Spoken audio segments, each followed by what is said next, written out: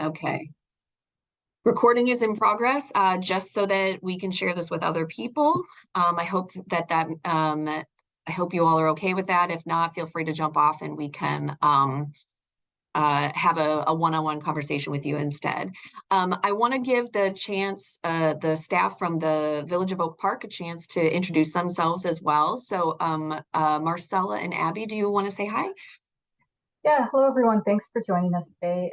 My name is Marcella Van Buchanan. I'm the Chief Sustainability Officer for the Village of Oak Park.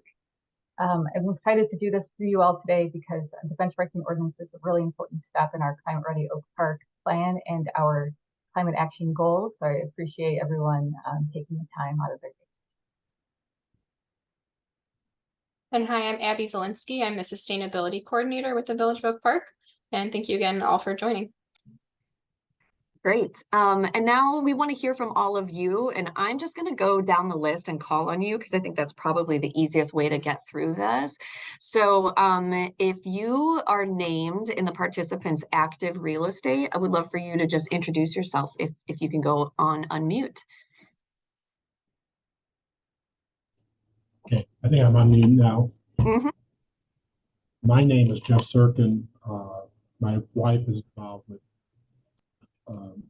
multifamily property here on 332 West Washington.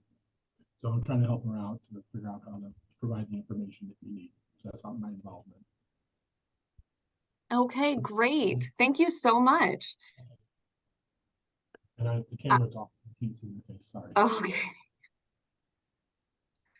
Great. I also see Jeff Pryor from Oak Park. Jeff, I'll call on you next. Thank you. I'm Jeff Pryor, the Neighborhood Services Manager for the Village. Great. Thanks, Jeff. And apologize if I mispronounce anyone's name. Ankit Sodritra. Apologies. Yes. Hi. Hello, everyone. Yes, so my name is Ankit Sodritra. So I'm actually based in New York City, and we have been actually working with like different building owners, particularly to get like their buildings in compliance with this new energy benchmarking law. So I'm actually attending this session to just actually get some like information about the utilities, about the benchmarking process.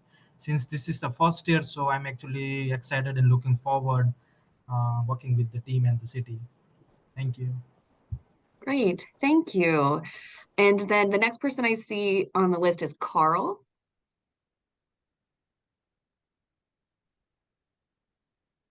Can you hear me? I can hear you, Carl. Let's see. Unmute one more time. Click the microphone button one more time. There you go. Can you hear me now? Yes, I can hear you. Okay, my name's Carl Ricconi. I have a multifamily 18-unit building. Yeah, in Oak Park. It's at 837 Garfield. Great. Thanks, Carl. I'm glad you could join us. You're welcome. And then I see David Bartel. Yes, good morning. My name is David Bartel. I represent the property owners for 900 to 910 South Oak Park Avenue and 743 Garfield. It's all one building. It's actually a mixed use. It's commercial and multifamily residential. So I may be in the wrong meeting at the moment, but I'm sure the information will be useful. No, you're in the right place. We will cover a little bit about mixed use. So you're in the right place for sure. Okay, so that was David Bartel. Derek.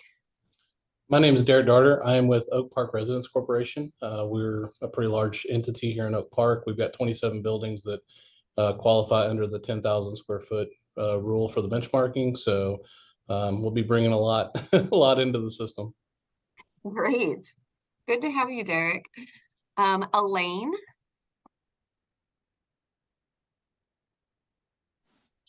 My name is Elaine Johnson, and I am the green coordinator for a condo association, Scoville Park Residences at 156 North Oak Park Avenue. We also have on the call the treasurer for that building and the president of the Condo Association. Oh, great. Thank you. Thanks for being here. Frigga Wyland.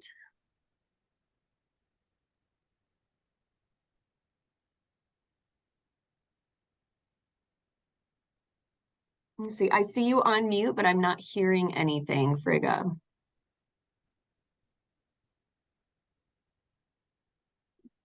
Okay, Frigga, I think we're gonna have to come back to you. We can try again. Also feel free to put any information into the chat if we can't get your audio working. I'm gonna move on to H. Walsh.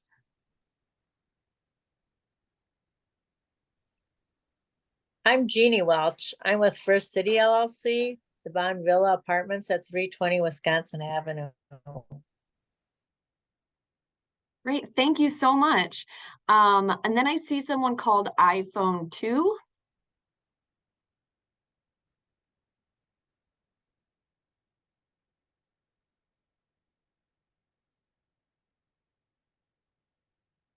Okay, no problem.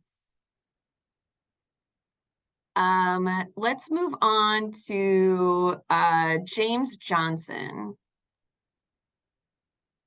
Hi, I'm the treasurer for the Scoville Park Residents Condo Association. Okay. Oh, great. Thanks, James. And then Leah Larson. Hi, Leah Larson. I manage 3 multifamily apartment buildings in Oak Park for Oak Roofing. We also go by OPRC, which confuses everyone. But yep, 3 apartment buildings. Great. Thanks, Leah.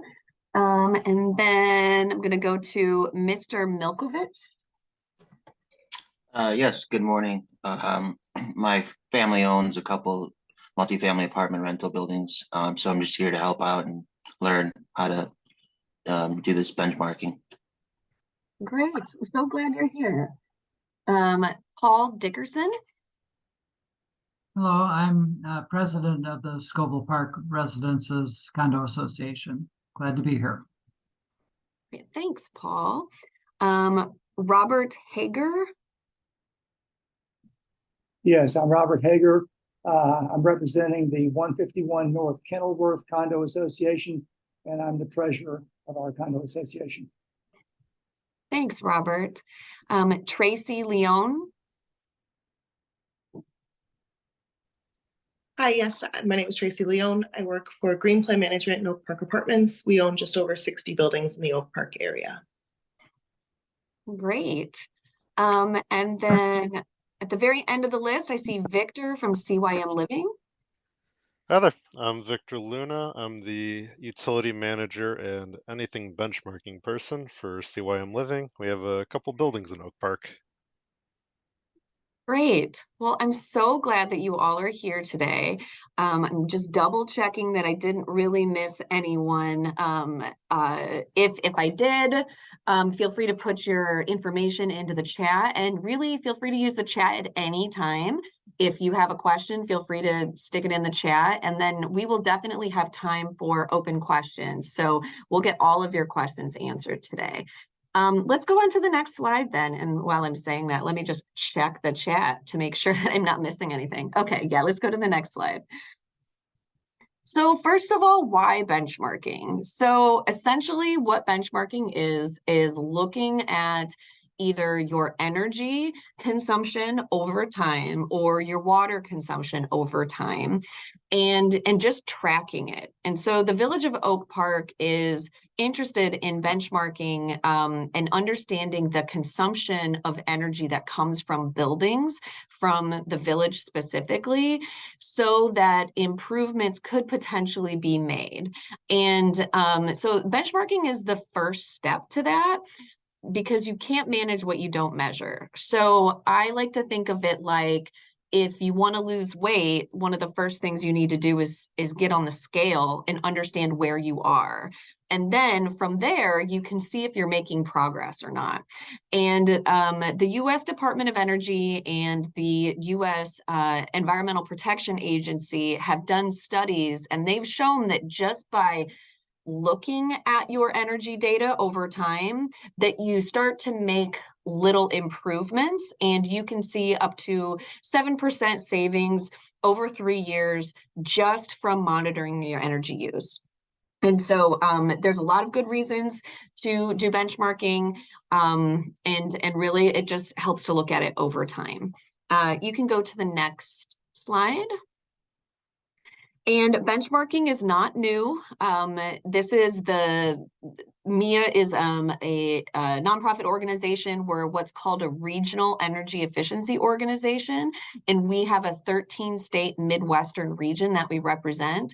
And in this region, all of the green and orange little markers are benchmarking ordinances similar to what Oak Park has just passed. And some of them have been around for almost 10 years. So this is not a new concept.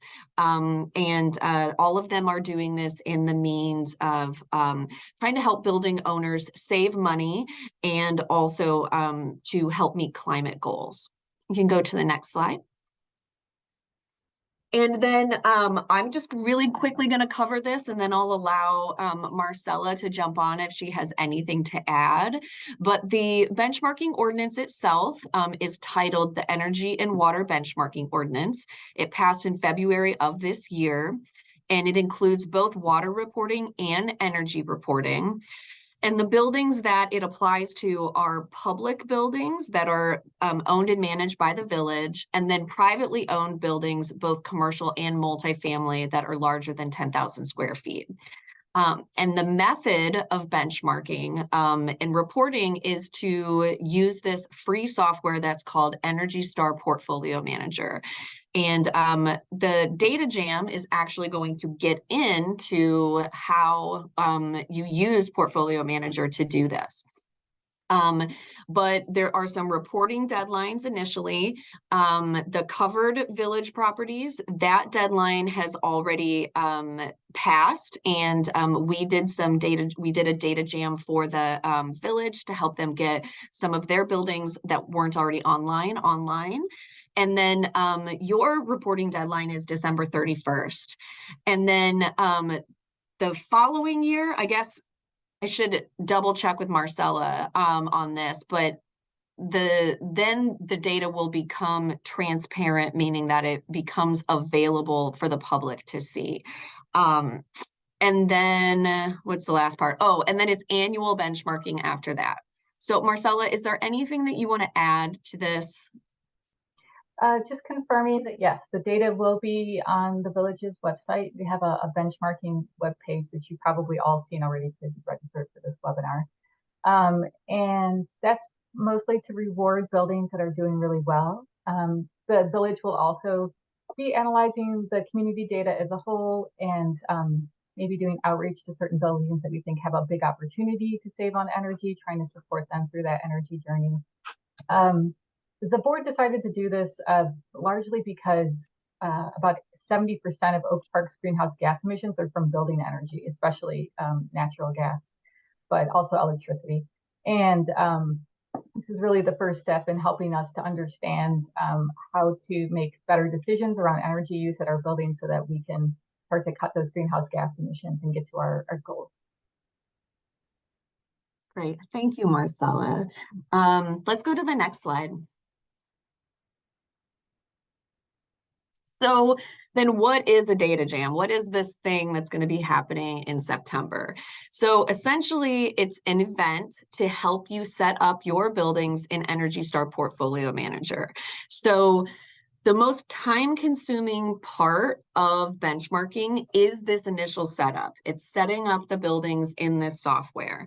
And then after that, for some of the data, it will automatically be able to be uploaded from ComEd. And then there will only be annual updating required for water and natural gas. But really the bulk of the time-consuming piece is setting up the buildings. And so that's why we want to take away that burden by helping you guys to set them up. And when you walk away from this data jam, if you're able to bring all of the data that we ask you, you will have completed that first step on that day. And that's why it's called a data jam. We're just going to jam it out. We're going to get it all completed. And so that's why it's really important that you bring all of the necessary data. And that's why we wanted to make sure we had this prep meeting so that you know what to bring, so that we can help you get it all done. And then your reporting requirement is completed. So that's what the data jam is for. So you're going to learn about the Energy Star Portfolio Manager software in September. We're going to enter in that data. So essentially, we're going to benchmark your building, and we're going to connect you with people and assistants. There will be one-on-one people actually helping you enter in your data, and we'll answer any questions. So really, the heavy lifting of the benchmarking will be completed after this data jam in September. You can go to the next slide.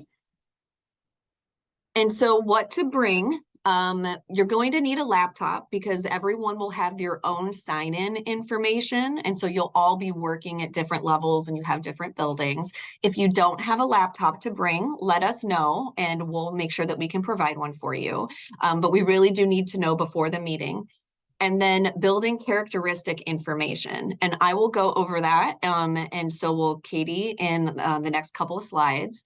And then 1 year's worth of utility data. And that includes electric, natural gas, and your water. So there's different ways to get at all of those. And then last but not least, bring yourself.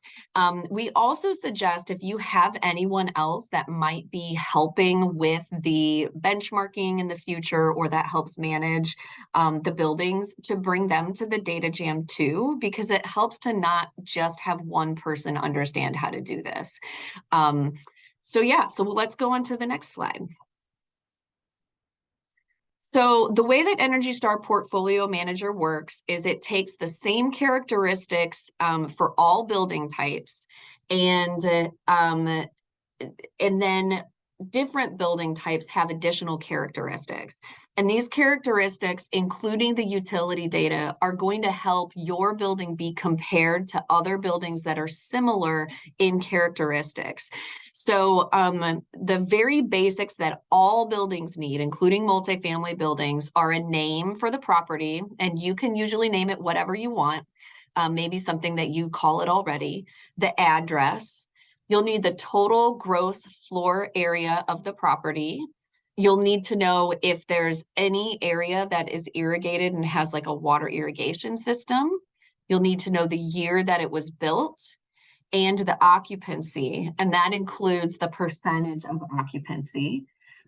Number of buildings, because sometimes a building may include multiple buildings, and we see this sometimes with condos. So we'll get into this a little bit if that falls. Please feel free to let us know if you think that pertains to you. And then you need to bring that 12 consecutive months of energy data. So this is true for all buildings, including multifamily. And then let's go to the next slide. And then this is the multifamily housing data that is needed.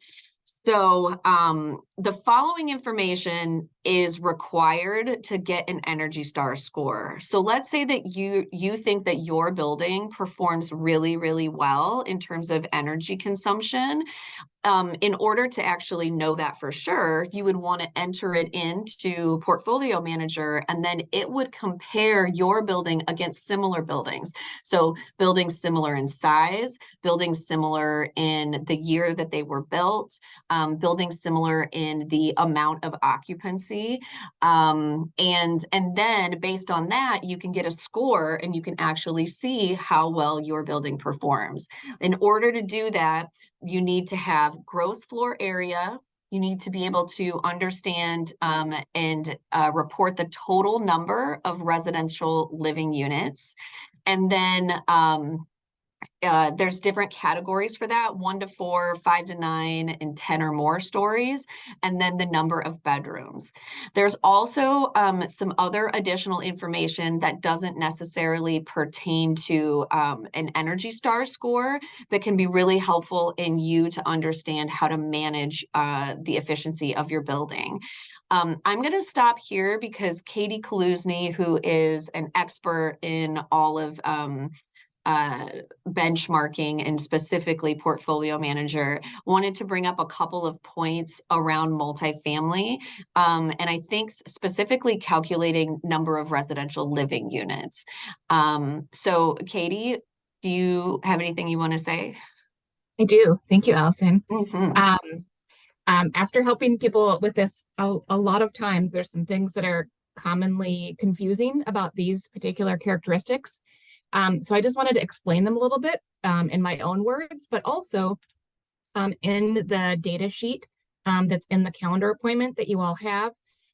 If you click on any of the blue links related to gross floor area or total number of residential units, it will open up in Energy Star Portfolio Manager. They have a giant glossary and explains the terms really well. So any of those links, if you're not sure exactly what they're asking for, you can click it and it'll hopefully explain it a little bit better.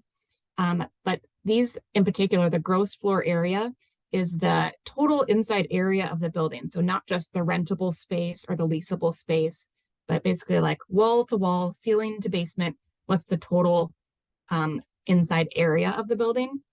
The residential living units is the number of units. So if you have a bunch of studio units and then some 1 bedrooms and some 2 bedrooms or 3 bedrooms, just how many different units or like different apartments or different condos are there. These next 3 are where it gets confusing. So it's really asking you, how tall is your building? So if your building is 4 stories or less, it wants you to enter the total number of living units there. And then you're going to put 0 for 5 to 9 and 0 from 10 or more because your building's less than 4 stories. If your building, let's say, is 7 stories tall, you're going to put 0 units in the 1 to 4 stories slot, and you're going to put however many units there are total in the 5 to 9 stories, and then 0 again in the 10 or more because your building isn't 10 stories. If your building's larger than 10 stories, all your units are going to go in that last one, and you don't divide them up, is basically what I'm saying. You're not trying to figure out the number of units in the first 4 floors, and then it's just how tall is your building and put the units there. This is mostly trying to calculate if you have 2 different towers in your building and one maybe is taller and one is shorter, then that's the only reason you would divide it up. And then total number of bedrooms, that's different than the living units number, unless you have all 1 bedrooms, and then it'll be the same. And so this is trying to get a sense of occupancy without you having to know how many people live in every unit of your building. And so if it's a studio, that counts as a 1 bedroom. If it's a 1 bedroom, that's 1 bedroom. If it's 2 bedrooms, now you've got 2. And so you're trying to add up the total. So if you have 10 2-bedroom units, then you've got 20 bedrooms, if that makes sense. And so that's kind of the difference here. And you just want to come to the data jam with that type of information, but also happy to explain that, that day as well, if this doesn't make sense. And again, those definitions, you can click the links. You can probably click the links in this PowerPoint too, right, Allison? And just get those Energy Star definitions as well. But hopefully that helps demystify those meanings a little bit. Great. Thanks, Katie. I see a question in the chat. Does stories include any below grade basements? That is a great question.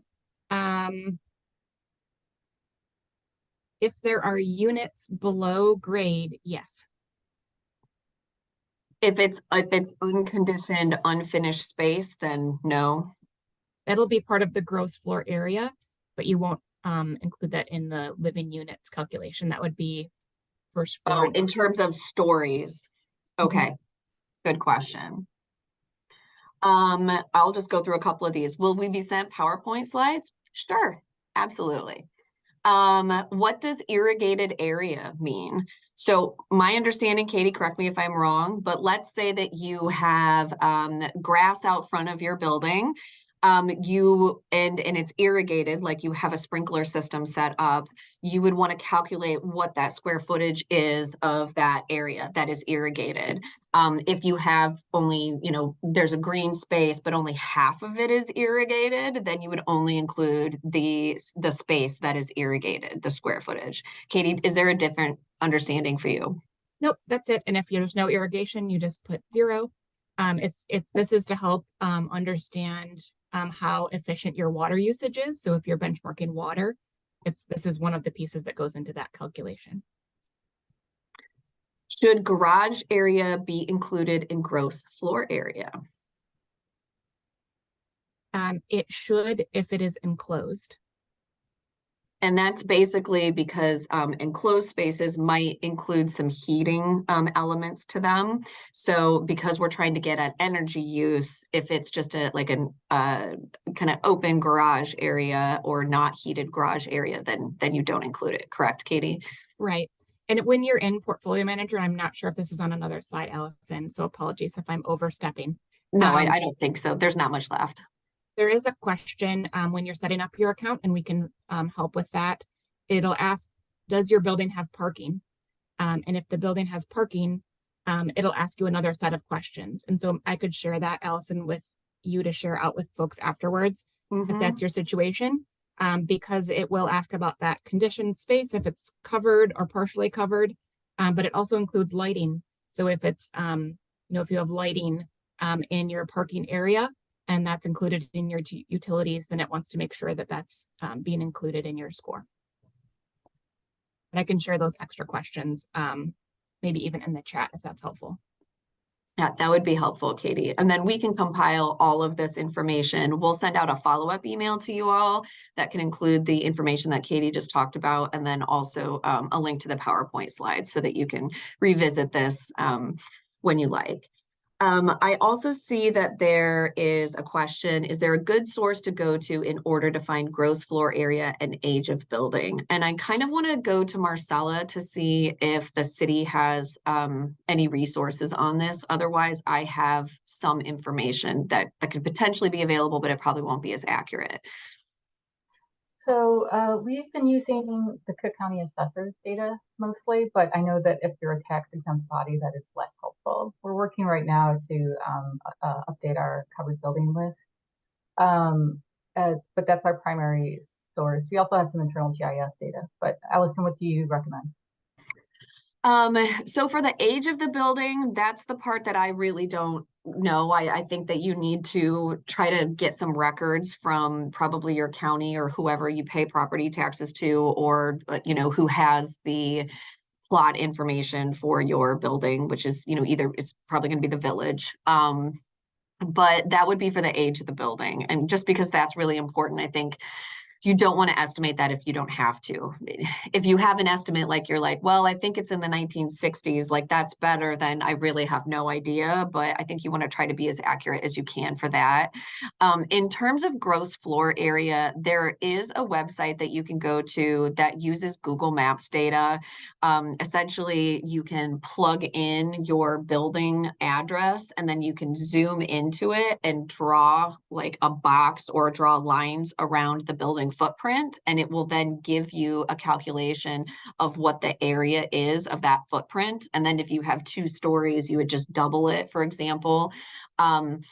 So we've used that kind of in a pinch. It's not the most accurate thing, but it does give you an idea of what it is. And so happy to send out that resource as well, just to help some of you get an idea. But if you're already going to the village, to find your plat information, or if you're going to the county, they probably have the gross floor area in addition to knowing the date of the building. These are all great questions, everyone. Is ComEd prepared to provide us with 2022 electricity usage prior to the September 18th meeting? Katie, do you have anything you'd like to say about that? I do. I'm going to try and put a link in the chat for you all. ComEd has a program called their Energy Usage Data System. It's a way for you to access the total usage of your building without knowing any individual person's individual data. So it'll give you a whole number for each month for 12 months based on your address.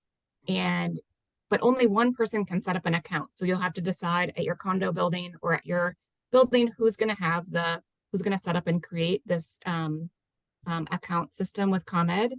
Once you get it set up, It's pretty quick to get it back. You just have to enroll first. And once you enroll, you get a password to log in, and then you can set up your building. We'll also be able to help people set that up at the Data Jam and have some folks from the EUDS system at ComEd at the Data Jam able to answer people's questions that day too, if you're still having trouble. But I'll put the link in the chat to enroll and get started with that. Great, thank you, Katie. I see also in the chat, will the Village of Oak Park Water Department give us annual data usage? And then I also see NICOR gas. So I'll speak first for NICOR. I believe that you can call NICOR to get the data, Katie. Is that true? They don't have the automatic upload, but you can access it. Yeah. So not the same as it's not the same as ComEd system. You have to request it. So you can call NICOR yourself. You can tell them this is for the Oak Park benchmarking ordinance. You can give them the date, the address, and then they might ask you to confirm the meter numbers for the building, because sometimes they only know the meter and they don't know the actual like meters in which buildings they go to. So I would just be prepared for that when you are calling NICOR, and then and then they should be able to give you a year's worth of data. And then Marcella, do you have an answer for water? Yeah, same. You should be able to call the water department and ask for your 2022 data. Going forward, I believe the plan is to have the total on the last bill of that a year, and so you'll have the that number then. And then we are in the process of a software upgrade. So at some point next year or maybe early 2025, we should have a more automated solution. But in the meantime, calling the water department and then looking for the information on your like the total year-end total on the last bill of the year is the best way to go about it. Right, these are great questions. And then I also just want you all to know, are we bringing 2022 data or this year, Marcella? So we're benchmarking for 2022, and then it'll be 2023 as well. But if you have your data for both, I mean, I suppose you could get started. You just won't have a full year's worth of data. Mm-hmm. Is the electric for the common areas or watch units? Or each unit, I think that's supposed to be. So the electric is hopefully for total for everything, for the entire building. The way that Portfolio Manager works is you can set it up by individual meter, or you can set it up by whole building, if you have all the data. And then are dens considered bedrooms? I would say no. I would think that it has to be whatever you would list the apartment or condo as. So like Katie was saying, studio would be considered a 1-bedroom, a 1-bedroom would be 1 bedroom. And then from there on, it would be 2 bedrooms, 3 bedrooms, etc. I think a bedroom is considered a bedroom if it has a closet in the definition. I'll also just mention the whole energy usage, what Marcella was mentioning with the 12 months. For a portfolio manager to calculate a year's worth of data, you do need a full 12 months, and sometimes ComEd bills span they're not the 1st to the 31st of each month. Sometimes they're like, January 16th until February 17th. And so you need to make sure that you have that full 12 months, which might mean having a bill or some data that's a little bit of part of 2021 and maybe a little bit into the first part of 2023 to get that full 12 months of data. So then I'm gonna just go on to the next slide, Maddie, if you don't mind. And this is actually, can you just skip on to the next one? I should have put this one first. So there was a great question, or at least it was brought up about what if you have a mixed use building? And that can happen somewhat frequently with multifamily buildings where you maybe have like an office or some retail space on the first floor.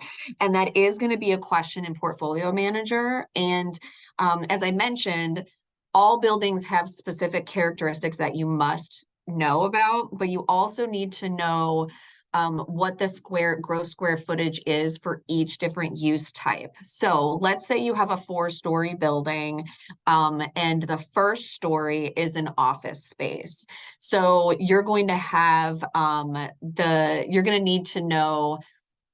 Portfolio manager will ask you how much of the building is office space, how much is multifamily. So for that point, you would say 25% of that gross floor square footage, and then you need to know that number is office, and then the multifamily will be separate, and it'll end up being 75% of that total building, and then you'll fill out each section separately. So you're going to need to know, for example, office, you need to know the weekly operating hours for that office, and that's basically so that you can understand like if it's a 24-hour office, then maybe it's considered really energy efficient because it's using less energy than an office that's similar to it that's only open during like normal business hours. And so that's why they need to know things like that, and including like the number of workers on the main shift and the number of computers, because computers use a certain amount of energy and certain workers, they have like this whole algorithm that they use. So you're going to need to estimate some of this stuff for that. So it'll be the same thing for retail. We have all these different worksheets for all of these different building use types. So if your building is multifamily and something else, let us know, and we can make sure that you get the correct worksheet with the correct use type so that you can bring all of that information. So you kind of need to know the entire building as a whole information, but then you need to know the different use types information. They have different requirements. Katie, is there anything that you want to add to this? Because I know you have a lot of experience with this. I would say that you can get really crazy about this because a lot of people, you might have a lot of different use types, but I would only worry about it if the different use type is more than 5,000 square feet. So if it's less than 5,000 square feet and is a different use, it's not going to be that much of the building to break it out separately. So you want to have as few use types as possible. So like if it's mostly residential and also a little bit commercial, or mostly residential and also a restaurant, then that makes sense. But if the restaurant has a little office in the back, you don't need to break it out as another office space. It's too small of a square footage, and generally in the restaurant calculations, it's going to assume there's probably a little office in the back. So I hope that makes sense. You don't have to go nuts about the little individual small spaces that might be different. And I would say the same thing for multifamily, because you might have a little rental office in some of these places. It probably is not a 5,000 square foot rental office. So you probably don't need to break it out and figure out what that is. They assume that some of these multifamily buildings will have these kind of like ancillary these spaces. Mm-hmm. The other question it might ask, and I don't know if this is common in Oak Park, but for a multifamily building, it might ask you if there's a pool. And if there's a pool space, whether that's in the back or on the roof or somewhere else, that's going to use a different amount of energy. And so it'll ask you some questions when you're setting up the account. If you don't have a pool, you just say no. But if you do, it might ask you a couple other questions about the square footage of the pool. Katie, do you know if there's a question about elevators, or is that just always assumed? I think that is assumed, especially when it's asking you about the number of stories of the building. Okay. But I can look back while we're chatting just to make sure. Okay. So let's go to the next slide. So basically, what to bring, again, just as a reminder, you're going to need a laptop. And if you don't have one available, please let us know and we'll make sure that there's one for you. You're going to want to bring that sheet that we gave you filled out. It's so much easier if you have it and all the information is there about the building characteristics. And you're going to want one for each different building. And then 1 year of utility data. Again, you might have to you're going to have to contact NICOR and the Village of Oak Park Water to get the year's worth there. And then Katie put that ComEd link into the chat. And then bring yourself and anyone else that you think from your organization or company that you think it would benefit from having more than one person know it. And the only other thing I wanted to just talk about was, Katie, was there anything regarding HOAs specifically that you wanted to cover? Not necessarily, just that I just wanted to make sure you knew you didn't have to collect utility data from every resident, and that the way you do that is through the ComEd UDS system and by calling, NICOR or the utility and getting that, you're getting a full kind of aggregated data for the whole energy usage at that building each month of the year. So you can just enter it into Portfolio Manager that way. And that includes the common spaces. So it's any meter associated with that building and that address. What they do is they just aggregate it into one number for January, one full number for February, and then you're able to add that to Portfolio Manager really easily without knowing anyone's data in particular. The only time that it's an issue is if there's less than 4 units, but I don't think that's the case for like the square footage for Oak Park's benchmarking ordinance. I have a question in the chat that says, is an iPad an alternative to a laptop PC? So Portfolio Manager works on an iPad. I've never tried it, honestly. Yeah. Okay.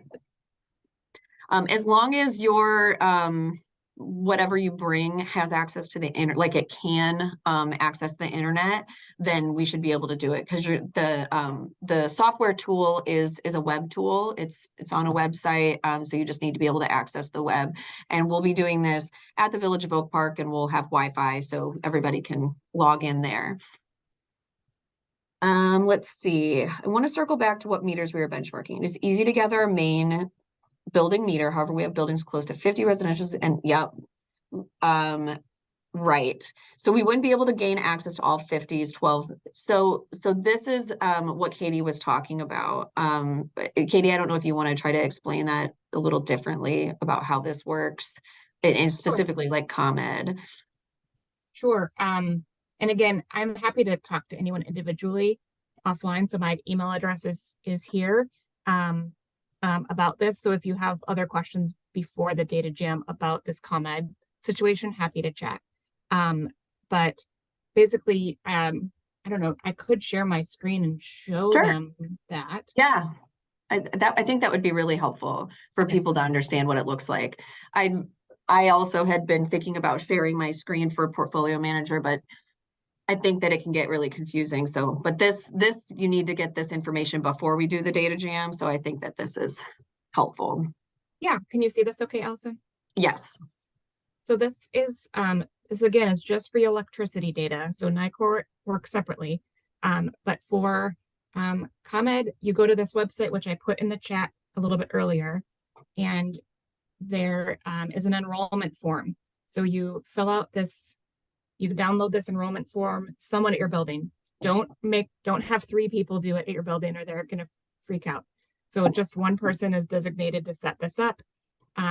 Then once you get access, you're able to, they'll email you back a login information. And then you go back to this page, log in, and you're able to put in the address of your building. And if your building has multiple addresses, if I saw a couple people said they have a range from like 936 to 946. Every address in between there, you can enter it so that it's taking all the meters from that range of addresses. And any utility data that's associated with that range of addresses is going to get aggregated into this one number per month. So it'll spit you back a report basically at the end that's just 12 months for 2022. And it'll tell you the full number of electricity usage. And you can either take that and enter it into Portfolio Manager manually, or there's some other sneaky buttons that I'll show you during the data jam that it lets you just send it straight into your Portfolio Manager account if you set it up that way. It does take a minute between doing the enrollment and then getting the login and being able to request the data. So if this is something you're thinking about using, I would consider filling that out sooner than later. And if you have any issues, this energy usage data at ComEd.com is the email address to that team that works on this data, and they can help you with questions as well. There's also a webinar about it that you can watch. There's a FAQ, there's a user guide about how to set up your account. So there's some really nice, helpful documents at the bottom of this page too that'll walk you step by step through the process. Great. And then I see one more question. Is data needed for a calendar year or 12-month period? So the village is requiring 2022 to be the reporting requirement. So you're going to do this every year. So at the end of 2023, you'll do all of the 23 data. So right now you want to ask for 2022 data. But you can, if you want, theoretically, you can put in however many months you want. So I would suggest asking for 2022 data. But Katie or Marcella, correct me on that if you think that they should do something different. And if you'd like to know your data from longer, ComEd lets you request, I think, 2 to 3 years in the past. So you probably can gather 2020, 2021, and 2022 through this EUDS system that I just showed you. If you want to have more information about how your building's been using energy over time. But as Alison mentioned, it's just 2022 that's required before the end of this year. And then I think, Marcella, this is a question for you. If for some reason we do not get this done by the deadline, will there be penalties or fines? There is an enforcement clause in the ordinance. It goes under the village's typical procedures where it goes through, first we reach out and we alert you to the issue, and we try to support you through getting compliance. If that is, for some reason not happening, there is an adjudication process that could result in fine.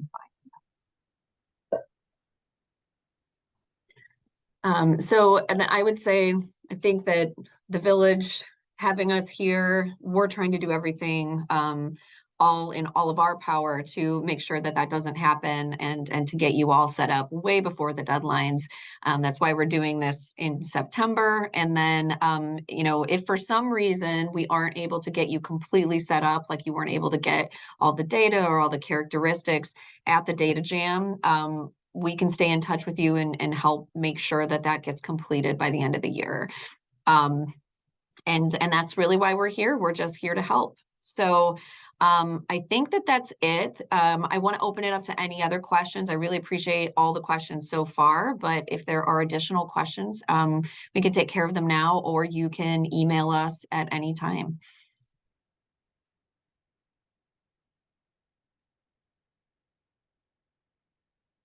Well, I'm not seeing any. Any last words from Katie or Marcella? Can we put the emails back up? Actually, I'll do you one better, Elaine. I'll stick them in the chat because then you can copy and paste them. And I'll send them in a follow-up email too. How about that? Oh, yes. And now, Katie, can you put yours in? Because I just realized that I might not get yours right. Nope, it's fine. Thank you. Perfect. And don't worry, there's no dumb questions. So if you're in there looking at it, I've heard them all. And I promise everyone's building is just unique enough that something's going to be a little bit different. And so happy to help as you're figuring it out. Then I added the email that goes to both Abby and myself, sustainability@oak-park.us. Does everybody know how to get in touch with the water billing department? I'm seeing some head shaking, Marcella. Okay, so let me, so water billing, there's a phone number and there's also email. I'm gonna paste that into chat. And, you know, they are aware that we're doing this. I believe they've already done it for some of our governmental partners. You know, if somebody isn't quite clear on what's happening, you can, you know, always reach out to me and Abby as well. But yeah, that's that. And the idea here, yeah, especially with ComEd, the energy usage data link should make this very painless once you actually get your building into the software. So like in the following year, you know, ComEd will have uploaded it. I will say that the reporting is, it's meant to be useful for you too. So like you can go in and you can see what's happening with your building month to month. So maybe you'll see a big spike one day and you'll realize that there's some kind of issue in your building. Like maybe somebody left the rooftop door open, right? And got this massive draft. Apparently that's actually happened. Stuff like that. So, you know, it's not just for us, but it's also, you know, for your facilities too, and trying to figure out what's going on. And I see one more question from Leah. NICOR, we call for data or we can find info on bills. So if you have access to all of the gas meter data for the whole building, like, you know, for example, maybe you have 2 meters for all of the units, and you split the bills yourself amongst your residents, then you can go ahead and use that info on those bills if you want to collect it for 12 months, if you want to have 12 months of bills. But you want to make sure that you have the data for the entire building. So if you don't, if anybody has individual units that have individual gas meters and you don't have access to that, then that's why you need to call NICOR, because they can help put all of it together and give you one aggregated number for that entire building for each month. So I think it really depends on the building. For that one person that said that they had like 57 units or something, then I wouldn't suggest that you use all of your monthly bills for 57 units and do that. And then this is for 2022 year data.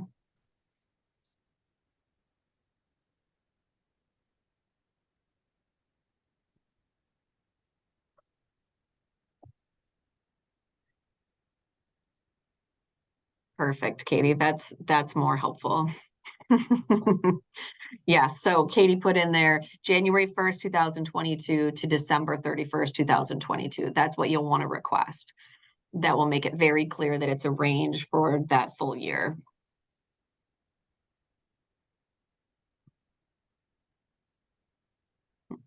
All right. Any other questions?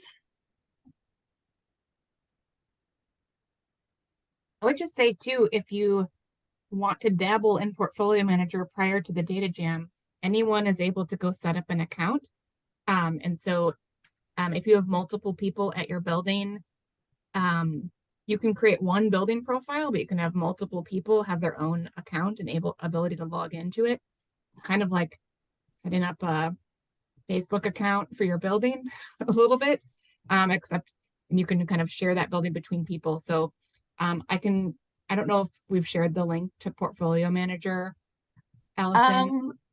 I put just the link to Energy Star in general, and then you can get to Portfolio Manager. That was the very last slide, but I don't think we've shared it specifically in the chat.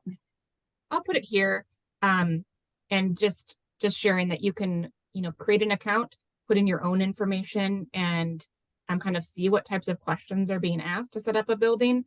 You can get started and come with questions if you want to use your worksheet and try and start setting up your building. And then you can have the volunteers at the session help you make sure you're doing it correctly, or we can start from scratch that day. So I just wanted to share that if you want to go in there and see what questions you have in advance, you don't have to wait till the data jam to do it either. Mm-hmm.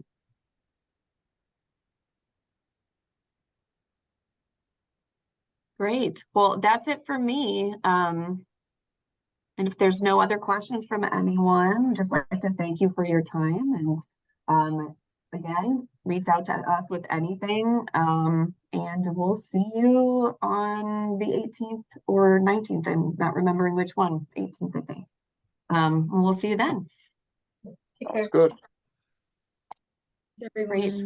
Thank you. Thanks, everyone. Take care. I know.